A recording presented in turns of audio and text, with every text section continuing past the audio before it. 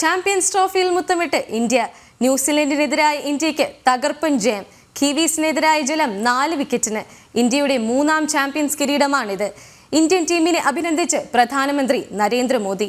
Team ഇന്ത്യയുടേത് മികച്ച പ്രകടനമെന്നും പ്രധാനമന്ത്രി. വിവരങ്ങളുമായി VS കൃഷ്ണരാജ് ചേരുന്നു. കൃഷ്ണരാജ്, അറേബ്യൻ മണ്ണിന്റെ ചരിത്രത്തിൽ ഈ വിജയം എങ്ങനെ നോക്കിക്കാണുന്നു? ഗോപിക, രവീന്ദ്ര ജഡേജയുടെ ബാറ്റിൽ നിന്ന് പന്ത് ബൗണ്ടറി കടക്കുമ്പോൾ ഇന്ത്യ ദുബായിൽ ചരിത്രം തന്നെയാണ് കുറിച്ചത്. കാരണം 12 വർഷത്തെ വലിയ ഇടവേളയ്ക്ക് ശേഷം ഇന്ത്യ ചാമ്പ്യൻസ് ട്രോഫി ഉയർത്തുന്നു.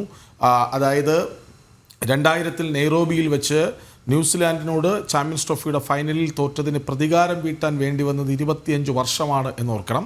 12 വർഷത്തിനിടെ ഇത് ആദ്യമായാണ് ഏകദിനത്തിൽ ഒരു കിരീടം ഇന്ത്യ സ്വന്തമാക്കുന്നത്. ഓരോരുത്തരുടെയും പ്രകടന മികവ് എടുത്തു പറയേണ്ടതാണ്. ഒരു ടീമായി കളിച്ച് നേടിയെടുത്ത കിരീടം എന്ന് വേണം പറയാൻ. ഇന്ന് പാകിസ്ഥാൻ്റെ മുൻ ബൗളർ ജുനൈദ് ഖാൻ പറഞ്ഞ ഒരു വാക്കുണ്ട്: ചിലർ കളിച്ച് ജയിക്കുന്നു, ചിലർ ഷെഡ്യൂളിൻ്റെ ആനുകൂല്യം കൊണ്ട് ജയിക്കുന്നുവെന്ന്. അത് ഇന്ത്യയെ ഉദ്ദേശിച്ച് പറഞ്ഞതാണ്. പാകിസ്ഥാനിലാണ് അവരുടെ ഫൈനൽ പോരാട്ടം ചാമ്പ്യൻസ് ട്രോഫി ഇത്തവണ നടന്നത്. പക്ഷേ ഇന്ത്യ പാകിസ്ഥാനിൽ പോകാനുള്ള അസൗകര്യം അറിയിക്കുകയും ഇന്ത്യയുടെ മത്സരങ്ങളെല്ലാം ദുബായിൽ വെച്ച് നടക്കാൻ തീരുമാനിക്കുകയും ചെയ്തു. അപ്പോൾ ഒരു നിർണായക മത്സരത്തിൽ ന്യൂസിലാൻഡ് ടീം ദുബായിലേക്ക് വരുന്നു. അവിടുന്ന് ഇന്ത്യയോട് പരാജയപ്പെട്ട് സെമി കളിക്കാൻ വീണ്ടും പാകിസ്ഥാനിലേക്ക് പോകുന്നു. അതൊക്കെ വെച്ചായിരുന്നു ജുനൈദ് ഖാൻ്റെ പരിഹാസം. പക്ഷേ ആ പരിഹാസത്തിനൊക്കെ ചുട്ട മറുപടി ഇതാണ്: സ്വന്തം നാട്ടിൽ നടന്ന ചാമ്പ്യൻസ് ലീഗിൽ, ICC അനുവദിച്ച ചാമ്പ്യൻസ് ലീഗിൽ ഫൈനൽ മത്സരം പോലും അവിടെ വെച്ച് നടത്താനാകാതെ പോയ പാകിസ്ഥാൻ, ഒറ്റ മത്സരം പോലും ജയിക്കാതെ ആദ്യഘട്ടത്തിൽ തന്നെ പുറത്തായ പാകിസ്ഥാൻ, അവർ ഇന്ത്യയുടെ ഷെഡ്യൂളിനെ നോക്കി പരിഹസിക്കുന്നത്, അതിന് മറുപടിയായി കൂടി ഈ വിജയത്തെ നമ്മൾ കാണണം. ഏതായാലും ദുബായിലെ മണ്ണിൽ ഹോം ഗ്രൗണ്ട് പോലെ തന്നെ കളിച്ച് ദുബായിൽ തങ്ങി ദുബായിലെ എല്ലാ മത്സരങ്ങളും വിജയിച്ചു. ഒറ്റ മത്സരം പോലും പരാജയപ്പെടാതെ ന്യൂസിലാൻഡിനെ 2ാം വട്ടം പരാജയപ്പെടുത്തുന്നു, ഓസ്ട്രേലിയയെ സെമിയിൽ പരാജയപ്പെടുത്തുന്നു, പാകിസ്ഥാനെ പരാജയപ്പെടുത്തുന്നു. അങ്ങനെ മികച്ച വിജയങ്ങളിലൂടെ ഇന്ത്യ നേടിയ ഈ കപ്പിനെ, അതിനെ ചരിത്ര നേട്ടം എന്നല്ലാതെ മറ്റൊന്നും പറയാനില്ല. 3ാം വട്ടമാണ് ചാമ്പ്യൻസ് ട്രോഫിയിൽ ഇന്ത്യ കിരീടം ഉയർത്തുന്നത്. 2000 ഫൈനലിൽ തോക്കുന്നു, 2017 ഫൈനലിൽ തോക്കുന്നു. അതേസമയം 2002, 2017, ഇപ്പോൾ 2013, ഇപ്പോൾ 2015 ഇന്ത്യ കിരീടമുയർത്തുന്നു. അഭിമാന നിമിഷം. രോഹിത് ശർമ്മയുടെ ഈ കിരീട നേട്ടത്തെ, വിരാട് കോഹ്ലിയുടെ പങ്കാളിത്തത്തെ, എല്ലാവരുടെയും മികവിനെ ഓർക്കാതെ വയ്യ. അതിൽ എടുത്തു പറയേണ്ടത് ഇന്ത്യയുടെ കഴിഞ്ഞ അവസാന 23 ഏകദിനങ്ങളിൽ 22ലും ഇന്ത്യ വിജയിച്ചു എന്നതാണ്. ആ തോറ്റ മത്സരം ഓസ്ട്രേലിയക്കെതിരായ ലോകകപ്പ് ഫൈനലിലെ പരാജയം മാത്രമാണ് എന്നോർക്കണം.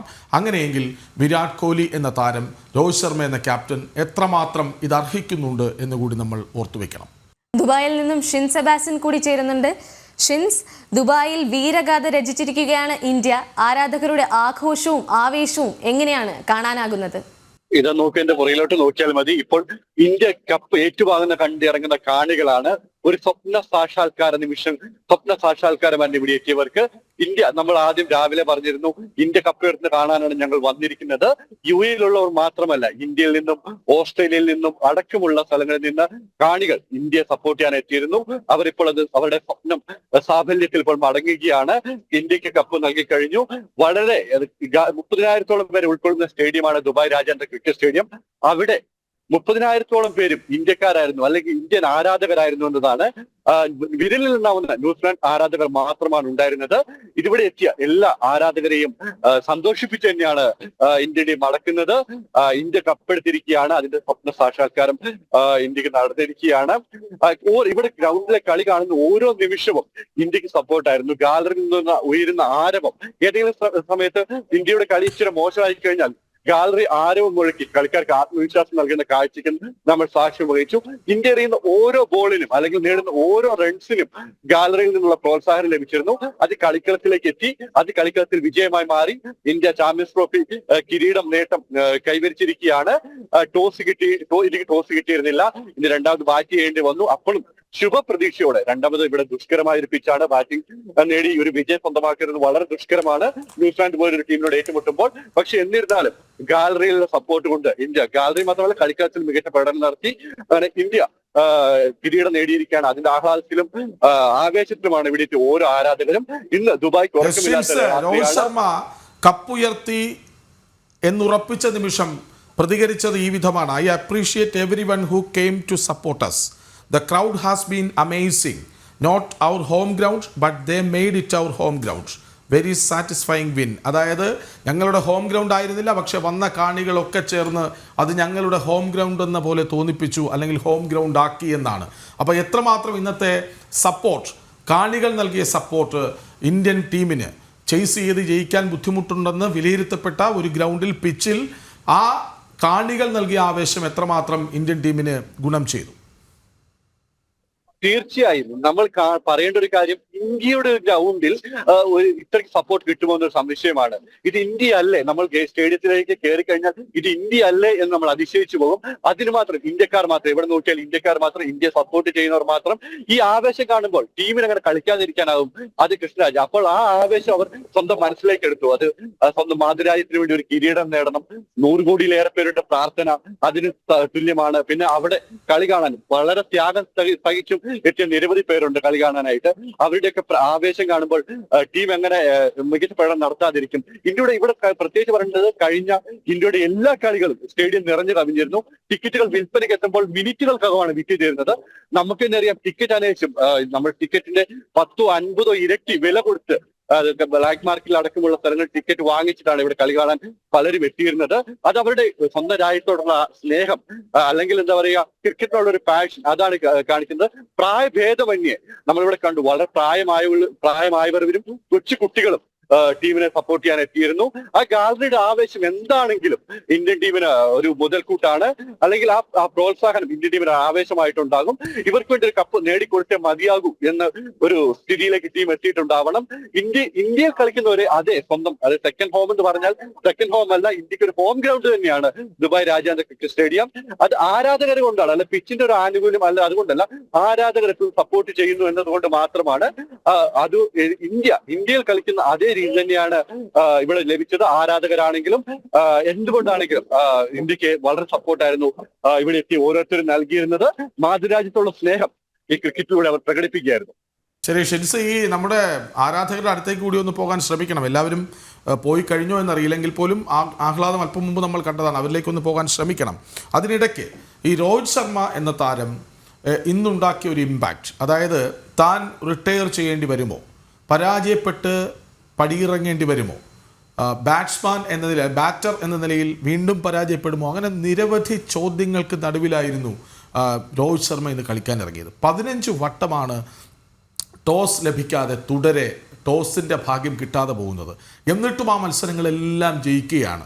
അതാണ് രോഹിത് ശർമ്മ എന്ന ക്യാപ്റ്റൻ്റെ മികവ് നമ്മൾ മനസ്സിലാക്കേണ്ടത്. അതേ രോഹിത് തന്നെ ഇന്ന് മുന്നിൽ നിന്ന് നയിക്കുകയാണ്. അതായത് ഫോം ഔട്ടാണെന്ന് തോന്നിപ്പിച്ച ഒരാൾ, മികച്ച തുടക്കം കിട്ടുന്നുണ്ടെങ്കിലും അതൊരു വലിയ സ്കോറാക്കി മാറ്റാൻ പറ്റാത്തൊരാൾ ഇന്ന് മുന്നിൽ നിന്ന് പട നയിക്കുകയാണ്. 83 പന്തിൽ 76 റൺസ്. ആ തുടക്കത്തിലെ ഷോട്ടുകൾ കണ്ടാൽ നമുക്കറിയാം എത്ര അനായാസമാണ്. എനിക്കൊരു സമ്മർദ്ദവുമില്ല, എൻ്റെ പരിചയസമ്പത്ത് ഇന്ത്യൻ ടീമിന് വേണ്ടി ഞാൻ ഉപയോഗപ്പെടുത്തുക തന്നെ ചെയ്യുമെന്ന ഇച്ഛാശക്തിയാണ് രോഹിത്തിൽ നമ്മൾ കണ്ടത്. രോഹിത് 83 പന്തിൽ 76, 3 6, 7 4. ശുഭ്മാൻ ഗിൽ, അതാണ് ഭാവി ക്യാപ്റ്റൻ എന്ന് വിശേഷിപ്പിക്കപ്പെടുന്ന ഗില്ലിനെ മറുവശത്ത് നിർത്തി കരുതലോടെ കളിക്കാൻ പറയുന്നു. എന്നിട്ട് ഞാൻ ഏറ്റെടുക്കുന്നു ഉത്തരവാദിത്വം, ഹിറ്റ് ചെയ്യാൻ തയ്യാറാണ്. അതിനുശേഷം വിരാട് കോഹ്ലി, ശുഭ്മാൻ ഗിൽ പോയ ശേഷം വിരാട് കോഹ്ലി വന്ന് വളരെ പെട്ടെന്ന് 2 പന്ത് മാത്രം കളിച്ച് 1 റൺസ് എടുത്ത് ബ്രേസ്വെല്ലിൻ്റെ പന്തിൽ പുറത്താകുന്നു. അവിടെ കോഹ്ലി ചേസ് മാസ്റ്റർ എന്നറിയപ്പെടുന്ന കോഹ്ലി വീഴുമ്പോൾ നോക്കൂ, ഇന്ത്യ പതറുമോ എന്നെല്ലാ ആരാധകരും സംശയിച്ചിട്ടുണ്ടാകും. കാരണം ഇനി വരാനിരിക്കുന്നത് ഒന്നാം തരം കളിക്കാരാണ്. എങ്കിൽ പോലും കോഹ്ലി 1 റൺസ് മാത്രം സംഭാവന ചെയ്ത് മടങ്ങുമ്പോൾ, ഒരു ഫൈനൽ പോരാട്ടത്തിൽ സമ്മർദ്ദത്തെ അതിജീവിച്ച് ജയിക്കേണ്ട ഒരു മത്സരത്തിൽ കോഹ്ലി പെട്ടെന്ന് മടങ്ങുമ്പോൾ, അപ്പോഴും രോഹിത് ഒരു വശത്ത് നിലയുറപ്പിച്ച് നിന്ന് ടീമിനെ മുന്നോട്ട് നയിക്കുകയായിരുന്നു. അതായത് പ്രതിരോധിക്കേണ്ട പന്തുകൾ പ്രതിരോധിച്ച്, അറ്റാക്ക് ചെയ്യേണ്ട പന്തുകൾ അങ്ങനെ അതിർത്തിക്കപ്പുറത്തേക്ക് പായിച്ച്, പക്ഷേ പുറത്തായ പന്ത് പാടില്ലാത്തതായിരുന്നു. രോഹിത്, നിങ്ങൾ അങ്ങനെ കളിക്കാൻ പാടില്ലായിരുന്നു. പക്ഷേ രോഹിത് അപ്പോഴേക്കും ടീമിനെ ഭദ്രമായൊരു നിലയിൽ എത്തിച്ചു എന്നതുകൊണ്ട് രോഹിത് എന്ന ബാറ്റ്സ്മാൻ്റെ, ക്യാപ്റ്റൻ്റെ മികവ് അംഗീകരിക്കപ്പെടും, ഒരു സംശയവും വേണ്ട. അവിടെ മറ്റൊരാൾ ശ്രേയസ് അയ്യർ, എത്രയോ കളികളായി തുടരെ ഇങ്ങനെ സ്ഥിരതയോടെ കളിക്കുന്ന താരമാണ് ശ്രേയസ് അയ്യർ. ഞാൻ രാവിലെയും പറഞ്ഞതാണ്, യുവരാജ് സിംഗ് കളി മതിയാക്കിയ ശേഷം സെക്കൻഡ് ഡൗൺ പൊസിഷനിൽ ഒരു ഷാർപ്പായ, ഒരു കൺസിസ്റ്റൻ്റായ ഒരു പ്ലെയർ എവിടെ എന്ന ചോദ്യം ആരാധകർ ഇങ്ങനെ ചോദിച്ചുകൊണ്ടിരിക്കുകയായിരുന്നു. അതിനുത്തരം കിട്ടി. ഒരുപക്ഷെ ഇടയ്ക്കൊന്ന് പരിക്കുപറ്റി മാറി നിൽക്കേണ്ടി വന്നില്ലായിരുന്നുവെങ്കിൽ രോഹിത്തിന് പകരം ഉറക്കെ കേൾക്കേണ്ട പേരും ശ്രേയസ് അയ്യരായിരുന്നു ക്യാപ്റ്റൻ എന്ന പേരിൽ. പക്ഷേ ഇപ്പോൾ ശുഭ്മാൻ ഗില്ലിൻ്റെ പേരിനാണ് കൂടുതൽ പരിഗണന. അങ്ങനെ 48 റൺസ്. അതാണ് നമ്മൾ പറഞ്ഞതുപോലെ അധികം പ്രതിരോധത്തിലേക്കൊന്നും പോകാതെ എല്ലാ പന്തുകളും റൺസ് എടുക്കാൻ ശ്രമിക്കുന്ന ഒരു ബാറ്റ്സ്മാൻ കൂടിയാണ് ശ്രേയസ് അയ്യർ. അവിടെ ശ്രേയസ് അവിടെ നിൽക്കുമ്പോൾ രോഹിത് ഔട്ടാവുന്നു. അവിടേക്ക് വരുന്ന അക്സർ പട്ടേലാണ്. ഞാൻ പറഞ്ഞില്ല, നേരത്തെ തേർഡ് ഡൗൺ ബാറ്റ്സ്മാൻ എന്ന തലത്തിലേക്ക് ഉയർന്നു കഴിഞ്ഞ ഒരാളാണ് അക്സർ പട്ടേൽ. വെറുമൊരു സ്പിന്നറായി ടീമിലേക്ക് വന്ന് ഇപ്പോൾ ഒരു ഓൾറൗണ്ടറായി മാറിയ അക്സർ പട്ടേൽ കൃത്യമായ കളി 29 റൺസ് എടുത്തു. അത് കൃത്യമായി നമ്മൾ എടുത്തു പറയേണ്ട ഒരു മികവ് തന്നെയാണ്. കാര്യം 29 റൺസ് അവിടെ ഒരു പക്ഷേ അക്സറിന് പിഴച്ചുവെങ്കിൽ രാഹുൽ, പിന്നാലെ എത്തുന്ന രാഹുലോ ഹർദിക് പാണ്ഡ്യയോ രവീന്ദ്ര ജഡേജയോ ഒക്കെ സമ്മർദ്ദത്തിലേക്ക് പോകാം. അവിടെ 29 റൺസ് 40 പന്തിലെടുത്ത് കൃത്യമായൊരു അടിത്തറ ശ്രേയസിനൊപ്പം ഉണ്ടാക്കി ജയം ഏകദേശം ഉറപ്പിച്ചിട്ടാണ് അക്സർ പട്ടേൽ പോകുന്നത്. അതിനുശേഷം വന്ന കെ എൽ രാഹുലിൻ്റെ അവസാന 2 ഇന്നിങ്സുകൾ എടുത്തു പറയാതെ വയ്യ. കെ എൽ രാഹുൽ പ്രതിരോധത്തിലേക്ക് അമിതമായി പോകുന്നു എന്ന ആക്ഷേപം കേട്ട താരമാണ്. എന്തിന് ഋഷഭ് പന്തിന് പകരം നിങ്ങൾ രാഹുലിനെ എടുക്കുന്നു എന്ന ചോദ്യം ഗംഭീറിന് മുന്നിലേക്ക് സമൂഹ മാധ്യമങ്ങളിലൂടെയും അല്ലാതെയും ഒക്കെ ഉയർന്നു വന്നതാണ്. പക്ഷേ ഗംഭീറിനാണ് അവിടെ ഒരു ഷേക്ക് ഹാൻഡ് കൊടുക്കേണ്ടത്. കാരണം കെ എൽ രാഹുൽ എന്ന വിക്കറ്റ് കീപ്പർ ബാറ്റ്സ്മാനെ, ഒരുപക്ഷെ പന്തിനോളം പോകുന്ന വിക്കറ്റ് കീപ്പറൊന്നും ആയിരുന്നില്ല കെ എൽ രാഹുൽ. പക്ഷേ നിങ്ങൾ മതി എന്ന തീരുമാനത്തിലേക്ക് ഗംഭീർ എത്തിയത് വളരെ എടുത്തു പറയേണ്ട കാര്യം. കാരണം കഴിഞ്ഞ മത്സരത്തിലെ ആങ്കർ പ്ലേ, അതിനുശേഷം ഇന്ന് 33 പന്തിൽ 34 റൺസ്, ഒരു 6 ഒരു 4, ബാക്കി സിംഗിൾസ് ഡബിൾസ് ഒക്കെ എടുത്ത് സ്ട്രൈക്ക് റൊട്ടേറ്റ് ചെയ്ത് മറുവശത്ത് നിൽക്കുന്ന ബാറ്റ്സ്മാന് കൂടി ആത്മവിശ്വാസം കൊടുത്ത കളി. ഹർദിക് പാണ്ഡ്യയും അങ്ങനെ തന്നെ 18 റൺസേ എടുത്തുള്ളൂ എങ്കിലും ജയത്തിനരികെ വെച്ചാണ് ഹർദിക് പാണ്ഡ്യ പുറത്താകുന്നത്. പിന്നാലെ എത്തിയ രവീന്ദ്ര ജഡേജ, ഒരുപക്ഷെ വിരാട് കോഹ്ലി, രോഹിത് ശർമ്മ, രവീന്ദ്ര ജഡേജ, ഈ 3 താരങ്ങളാണ് വിരമിക്കുമോ എന്ന് എല്ലാവരും നോക്കി നിൽക്കുന്നത്. ആ ജഡേജ തന്നെ വന്ന് മനോഹരമായി പന്തെറിഞ്ഞ ജഡേജ ബാറ്റ് ചെയ്ത് വിന്നിംഗ് ഷോട്ട് പായിക്കുന്നു. അങ്ങനെ എല്ലാ അർത്ഥത്തിലും ഒരു ടീം വർക്കിൻ്റെ വിജയമാണിത്. ആരെങ്കിലും ഒരാൾ ഉണ്ടാക്കിയ നേട്ടമല്ല, ആരെങ്കിലും ഒരാൾ നേടിയെടുത്ത കിരീടമല്ലിത്. ഒരാൾ പ്രതീക്ഷിച്ച ഒരാൾ പരാജയപ്പെട്ട് വീഴുന്നിടത്ത് മറ്റുള്ളവർ മികവ് കാട്ടി അതിനെ മറികടക്കുന്ന മനോഹര നിമിഷം. അതാണ് കോഹ്ലിയും രോഹിത്തും അവിടെ വാൾപ്പയറ്റ് നടത്തുകയാണ്. ജഡേജയാണ് അതിൻ്റെ സ്വാഭാവികമായ 50 റൺസൊക്കെ കഴിയുമ്പോൾ ഷിൻസ് അവിടെ ഉണ്ട് എന്ന് മനസ്സിലാക്കുന്നു. ഷിൻസ്, ആരാധകർ എങ്ങനെ പ്രതികരിക്കുന്നു? നമ്മുടെ കൃഷ്ണരാജ് കുറെ ആരാധകരുണ്ട്. എന്താണ് ഇപ്പോൾ തോന്നുന്നത് ഫീലിങ്സ്? കപ്പ് എടുത്തിരിക്കുകയാണ്. അതെ, തീർച്ചയായിട്ടും ഇന്ത്യ കപ്പ് അടിക്കുന്നുള്ളത് ഞങ്ങൾ കളിക്ക് മുമ്പ് തന്നെ പറഞ്ഞതാണ്. ഇന്ത്യ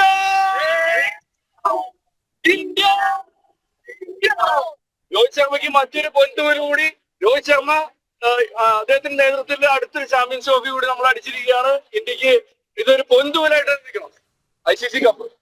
കൃഷ്ണരാജ്, എല്ലാവരും ആവേശത്തിലാണ്, കപ്പെടുത്തതിന്റെ സന്തോഷത്തിലാണ്. ഇവർക്ക് ഇനി ഉറക്കമില്ല, ഇന്ന് ആഘോഷങ്ങൾ തുടങ്ങിക്കഴിഞ്ഞിരിക്കുകയാണ്. ദുബായിലെ നിരത്തുകളും എല്ലായിടത്തും ഇപ്പോൾ ഇന്ത്യൻ പതാകയാൽ, ത്രിവർണ്ണ പതാക അണിഞ്ഞിരിക്കുകയാണ്. എല്ലാവരും എന്താ പറയുക, ഇതുവരെ ഇല്ലാത്തൊരു സന്തോഷം. ചിലരൊക്കെ പറയുന്നത് അവർ ലൈഫിൽ ഏറ്റവും മികച്ച മനോഹര നിമിഷങ്ങളാണ് ഇന്ന് നടന്നിരുന്നതെന്നാണ് പറയുന്നത്. പാകിസ്ഥാനായിരുന്നു വേദി.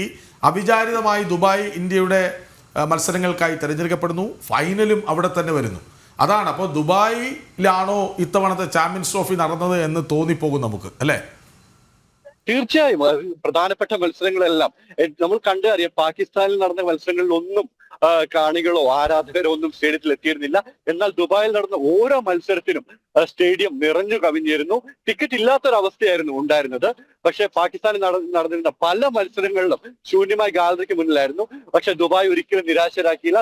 ദുബായിലുള്ള പ്രവാസികൾ ഇന്ത്യൻ ടീമിനെ നിരാശരാക്കിയില്ല. നിറഞ്ഞു കവിഞ്ഞ് ഓരോ മത്സരത്തെ അവർ പ്രവൃത്തി ദിനം, റമദാൻ ഇതൊന്നും വകവെക്കാതെ അവർ സ്റ്റേഡിയത്തിലേക്ക് ഒഴുകിയെത്തി ഇന്ത്യൻ ടീമിന് സപ്പോർട്ട് നൽകി. അത് ചാമ്പ്യൻസ് ട്രോഫി, അത് ഇന്ത്യയുടെ വിജയം കപ്പേറ്റ് വാങ്ങുന്നവരെ അവർ ഒപ്പം നിന്നു. അതാണ് കൃഷ്ണ നമ്മൾ കാണുന്നത്. യെസ് ഷിൻസ്, പ്രവാസി നേരത്തിൻ്റെ സമയമാണ്. ആ സമയത്ത് തന്നെ ഇന്ത്യ കപ്പടിച്ചു. ആ സന്തോഷം ദുബായിൽ തന്നെ അവിടുത്തെ പ്രേക്ഷകരുമായി പങ്കുവയ്ക്കാനായി, അവരുടെ ആഹ്ലാദം പങ്കുവയ്ക്കാനായി ഏതായാലും 2002, 2013, 2025 ചാമ്പ്യൻസ് ട്രോഫിയിൽ ഇന്ത്യ മുത്തമിടുന്നു. ഏറ്റവും കൂടുതൽ ICC കപ്പുകൾ നേടിയ ഇന്ത്യക്കാരനായി രോഹിത് ശർമ്മ ക്യാപ്റ്റൻ 4, വിരാട് കോഹ്ലി 4, ധോണി 3. ആകെ 7 ICC കിരീടങ്ങൾ, സീനിയർ താരങ്ങളുടെ 7 കിരീടങ്ങളാണ് ഇന്ത്യ നേടിയിട്ടുള്ളത്. അഭിമാനത്തിൻ്റെ നിമിഷം. എന്തു പറഞ്ഞാലും മതിയാകാത്തൊരു കിരീട നേട്ടം. ഗോപിക. യെസ്, ന്യൂസ് ഡെസ്കിൽ നിന്നും കൃഷ്ണരാജും ഒപ്പം ഷിൻ സെബാസ്റ്റ്യനുമാണ് വിശദമായ വിവരങ്ങൾ പങ്കുവച്ചത്.